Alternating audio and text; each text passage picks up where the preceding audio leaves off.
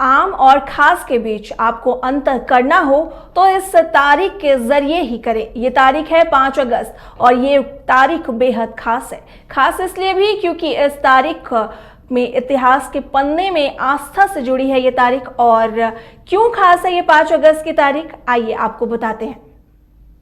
अगस्त का महीना चल रहा है और अगस्त के इस महीने में 5 तारीख बेहद अहम है।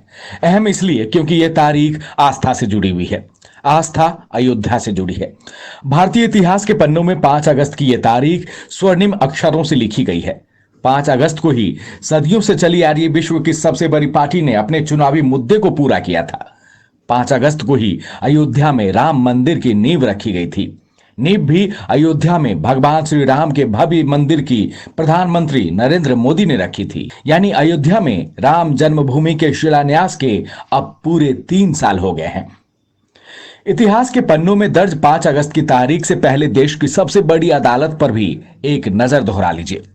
दरअसल सुप्रीम कोर्ट ने जब नवंबर 2019 में अयोध्या की विवादित जमीन पर रामलला विराजमान का हक माना तो इसके साथ सालों से चले आ रहे इस मुद्दे का अंत हो गया। सुप्रीम कोर्ट के एक निर्णय से विवादों का अंत हुआ तो आरंभ हुआ आस्था का मार्ग, अयोध्या में राम मंदिर बनने का मार्ग। सुप्रीम कोर्ट के एक निर्णय से 1 साल बाद 5 अगस्त 2020 को प्रधानमंत्री नरेंद्र मोदी ने पौराणिक नगरी अयोध्या में राम मंदिर बनाने के लिए भूमि पूजन की। चांदी की ईंट और चांदी के फावड़े से श्री राम जन्मभूमि मंदिर निर्माण की पीएम मोदी ने आधारशिला रखी। मंदिर की नींव की मिट्टी को पीएम मोदी ने अपने माथे पर तिलक के रूप में लगाया। अयोध्या में भव्य राम मंदिर बनाने के लिए सियावर रामचंद्र और जय सिया राम का नारा गूंजता रहा। राम मंदिर के भूमि पूजन का कार्यक्रम तमाम लोगों ने लाइव देखा और करोड़ों देशवासी राम मंदिर भूमि पूजन के साक्षी बने। ये तो हो गई 5 अगस्त की गवाही की बात, भव्य राम मंदिर के भूमि पूजन की बात। अब जान लीजिए अयोध्या में 3 साल में कितना बनकर तैयार हुआ है भव्य राम मंदिर। श्री राम जन्मभूमि मंदिर के पहले तल का निर्माण कार्य पूरा हो चुका है। अब दूसरे तल्ले के निर्माण कार्य भी शुरू कर दिए गए हैं।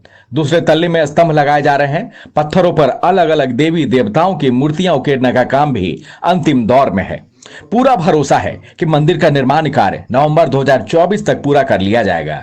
यानी अगले साल जनवरी में मकर संक्रांति के बाद किसी भी शुभ मुहूर्त पर रामलला की प्राण प्रतिष्ठा की जाएगी।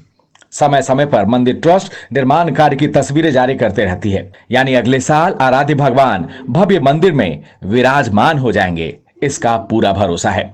Bureau report, news bioscope.